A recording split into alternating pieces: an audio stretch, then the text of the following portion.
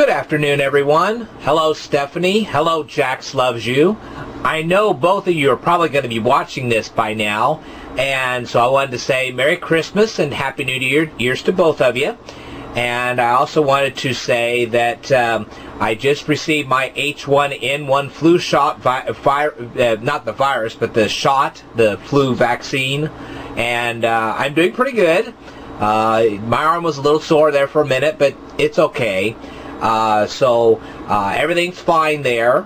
One of the things that I wanted to cover before I go deep into Abram and Lot is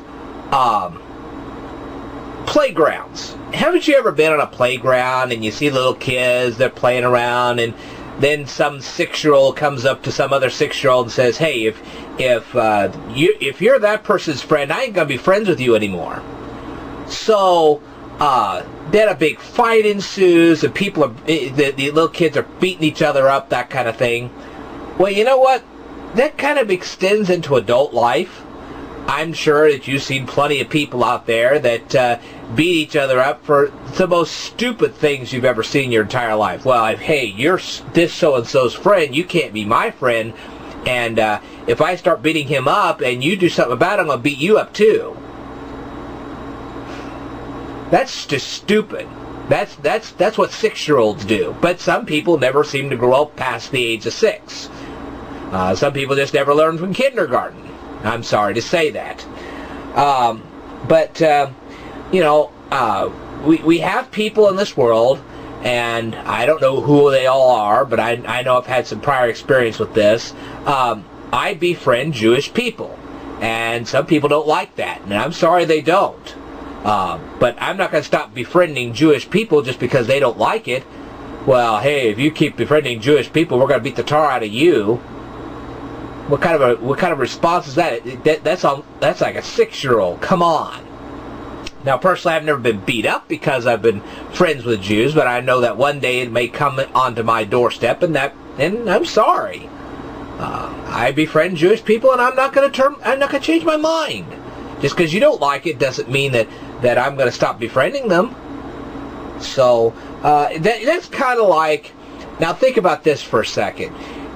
Somebody invites you to their birthday party. Let's say I invited somebody to my birthday party, and then they came into my house to my party and suddenly told me, well, you can't have that cake, and you can't have those decorations, and you can't do this, and you can't do that. After a while, I would turn to them and say, well, if you don't like it, there's the door. I'm not telling you to go. I'm just saying if you don't like it, you can leave.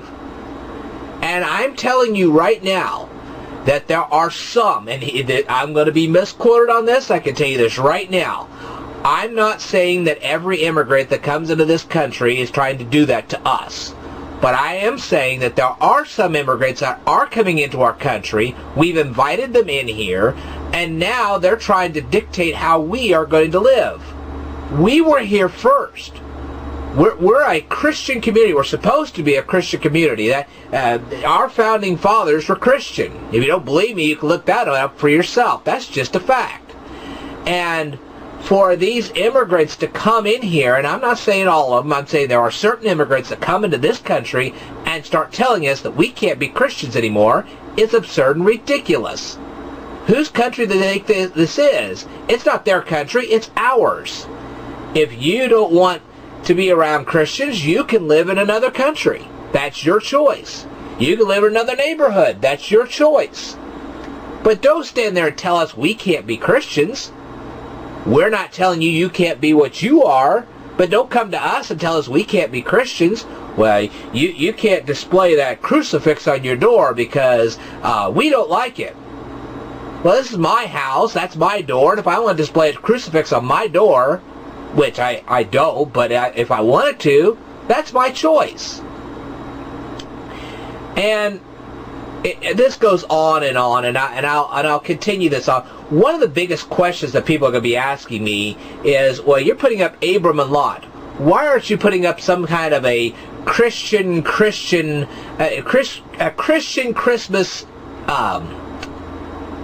tutorial? Okay, they're going to say, well, why don't you talk about the baby Jesus? That's because that's what everybody else is doing. Why would I want to do what they're doing? America is about being an individual, and I am an individual. Why would I want to follow somebody else's lead when I could do something radically different myself?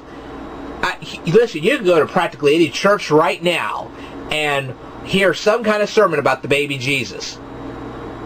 But you're not going to be able to go to just any church and hear what I'm going to tell you in the next few videos. It's that simple. So, where do we go with Abram and Lot?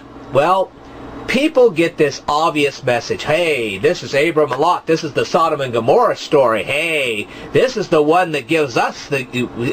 And I'm telling you, not every Christian does this, but there are some people that profess Christianity that think that, well, Sodom and Gomorrah, that's the automatic license to go bash every single homosexual that's out there. Really? I think you're about to find out that that's not entirely true. I'm going to get attacked from both sides of the fence. We've got radical Christians out there, and don't tell me that they don't exist, because I know that they do. We got radical Christians out there. Not all of them are like this. Certainly, I'm a Christian and I'm not radical, but we do have some radical Christians out there who want me to side with them and just pummel every homosexual that I ever meet on the street. And then we've got, on the other side of the fence, we've got some radical alternative lifestyle people that are living out there, and you know the difference between a typical homosexual and then some radical nutball who wants me to side with them and endorse their lifestyle. So you get it from both sides of the fence. I personally don't think that Sodom and Gomorrah is a story that gives Christians the license to go pummel every homosexual that's out in the marketplace. On the other hand, I don't think that Christians should be endorsing or even condoning homosexuality. But I will give you far different reasons than what other Christians are going to give you for that explanation. Furthermore, let me tell you something. God did destroy Sodom and Gomorrah. That is recorded in the Bible. You don't believe me? You can check out Genesis chapter 19. God did send the plagues to Egypt. God drowned Pharaoh's army. These are stories that you find in the Bible. Those can be found in the book of Exodus. God does not need anybody's help to persecute anybody. And that is something that I need to get to these radical Christians who are saying, they say, well, we've got to pummel them. We don't have to do anything. God does that if He wants to. That's His choice. That's His decision. He doesn't answer to lawyers and judges and all that other stuff. When we start doing God's job, we're actually saying that God is an inferior creature and we have to constantly help Him out. What a powerless God we're saying He is. We shouldn't be doing that. We're not here to do God's job. We're here to do the job God wanted us to do. And the two terms are completely different. And I'm going to cover all of this in my videos of Abram and Lot. Okay? So, we will get into the story in the next video. Stay tuned. I got a lot more to cover.